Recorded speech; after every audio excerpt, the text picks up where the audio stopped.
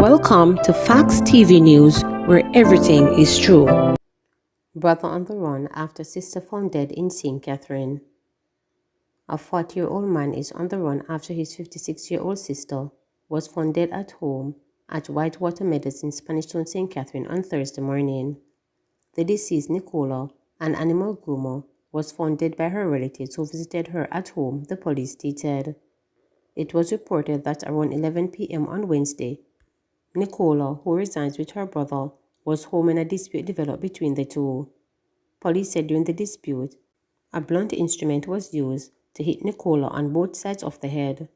Around 11 a.m. on Thursday, family members visited the home and found Nicola's dead body inside her bedroom on her bed in a pool of blood and summoned the police. Upon arrival, police saw the deceased lying on her side, clad in a black merino, blue shorts and a pair of brown slippers, with her head bashed in. The scene was processed and Nicola was taken to the Spanish Town Hospital, where she was pronounced dead. The body was later transported to the morgue pending post-mortem. The police have since launched a manhunt for her brother. No evidence PNP councillor's murder linked to political rivals killing, stated police. Police say they have found no evidence at the moment to suggest that Thursday morning shooting death of Ainsley Parkins, a People's National Party councillor for the South Parks Division, is linked to last year's murder of Lennox Hines, a Jamaica Labour Party council caretaker for the division. Parkins was shot dead sometime after 9 a.m. on Laurel Road in Southborough. One man who claimed to be an eyewitness told reporters that Parkins was overseeing a debushing project in the area when a man disguised in a vest as one of the men clipping the foliage approached his parked vehicle and fired bullets in rapid succession. He was rushed to the Spanish Town Hospital where he was pronounced dead. Speaking with reporters at the scene, Deputy Commissioner of Police Fitzbailey said, "We have assembled a top-level team headed by the CIB Criminal Investigations Branch Headquarters and the Major Investigation Division to lead on this investigation.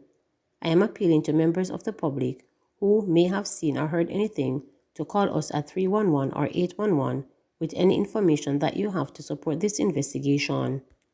He said at this time investigators do not have any evidence to indicate that the incident is connected to council caretaker Hines' murder. In May 2022, Hines was shot and killed on Marcus Garvey Drive in Kingston in rush hour evening traffic. "We will not be making any assumptions. We do our investigation, and we are very open in our approach," Bailey stated. He added that he is unaware of any gang war in the area. "We are appealing to the residents. We normally get support from the public, so assume that the public, who is responsible for citizens, will tell us what they know. We have a duty to protect the citizens and to reassure the citizens. Whatever we have to do to ensure that the citizens of this community are reassured, then that will be done. If there is a need for additional deployment, then that will be done, and we will use our own assessment to see what we need to do," Bailey stated.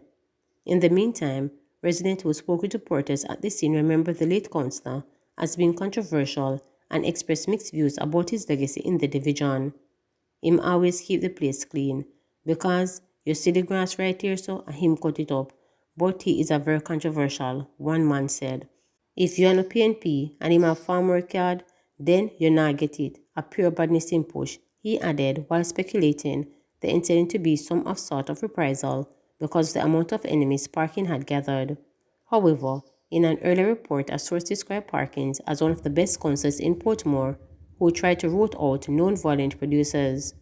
He said he was one of the best councillors in Portmore, never tolerated the gunmen, and gave information to the police in their activities consistently, the source stated. Alleged gang members slapped with several charges after Greenpan raid gun seizure. 3 people who are believed to be members of the Only the Family gang were on Thursday slapped with several charges following a major gun and ammunition seizure in Greenpan, St. James on July 13. Charged are 48-year-old Cheryl McCollum, a businesswoman, and 21-year-old Tishel Bernard, a customer service representative, and 26-year-old Remar Parkinson, a businessman in Green Heights Meadows, Greenpan in the parish.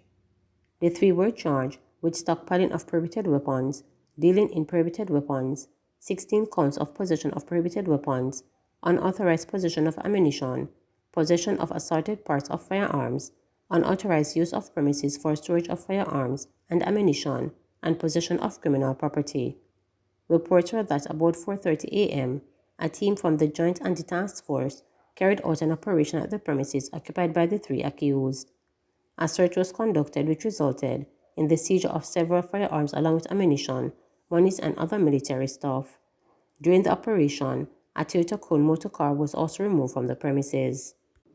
Police Commissioner Major General Anthony Anderson provided an update after visiting three divisions. Well, we've had some recent flare-ups in the St. Andrew South, certain parts of the St. Andrew South Police Division. Some challenges in Kingston West also. You know, I like to get a sense of what is happening from the ground and in the space. So I got some briefings in the space at St. Andrew South from Mr. Manderson and his team, who really updated me on some of the details on some of those challenges.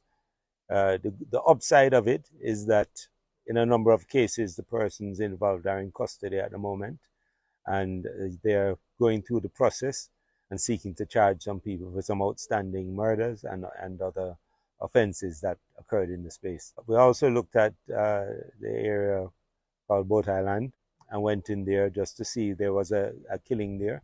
We went on the scene and spoke to some of the residents there about what is going on. The good side of it, a couple of those people are in custody now. So the team at St. Andrew South, reinforced by some external teams, has responded pretty well to it and seemed to have a good sense of what is going on. We then moved to Kingston West, where we were briefed on some of the issues there by SSP Phipps, the commanding officer for Kingston West, and I had a chance to address some of his team. It's a difficult police division, always has been, and they have a number of young officers in the division, so it's important that we orient them right to not only just the challenges, but how to operate in a space that has those types of challenges. Again, we got a briefing on some of the outstanding matters there, and we have a clear direction and plan with which we are going to treat with the issues that are occurring in Kingston West. Now, beyond that, I'm now in Kingston East at what is at least new and temporary, perhaps, Bull Bay Station. It's actually quite a good facility here, you know, for the police officers. They have some decent facilities. There are some signage that needs to take place to ensure that people know where the station is, but it's not directly on the main road anymore. But the facility, I'd say it's probably 97% complete at the moment, and will provide a good environment both for members of the public and also for the police officers who work here. So there are a few things that we have to continue and a few things to tidy up. I mean, I'm here with Assistant Commissioner Graham, who is the Area 4 Commander, that all of this area that we're speaking about falls under, and also the Acting Commanding Officer for Kingston East. So this is, as I say, this is the latest property that we have acquired and are in place.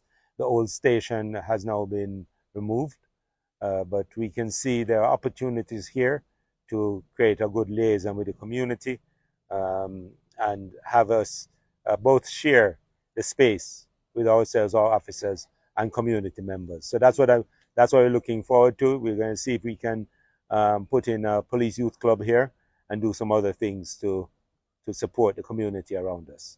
Right. I'm still pretty confident that Area 4 will be able to keep things under control.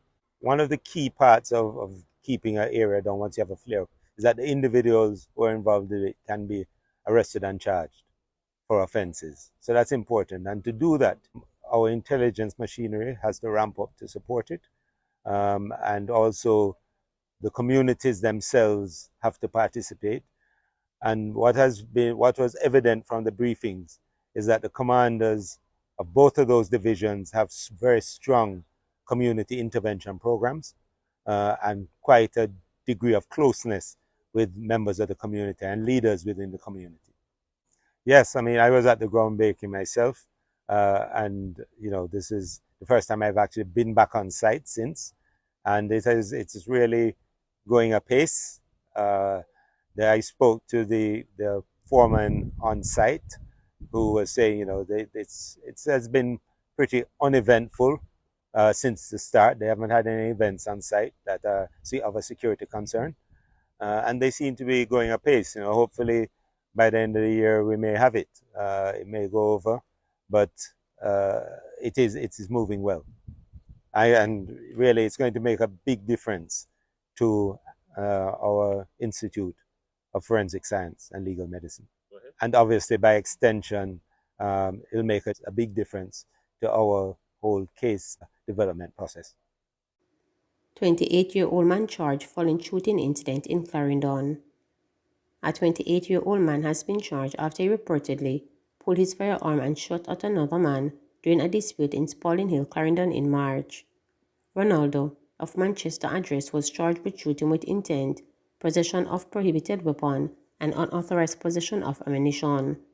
Reports are that on March 29 at about 10:30 a.m., the complainant and Ronaldo had a dispute on the Spalding Main Road when he pulled a firearm and fired a shot at the complainant, who managed to escape. A report was made to the police and an investigation was launched.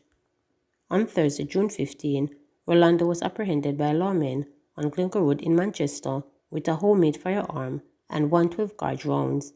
He was arrested and subsequently charged with the offenses after an identification parade. Please remember to subscribe, like, share, and click the notification bell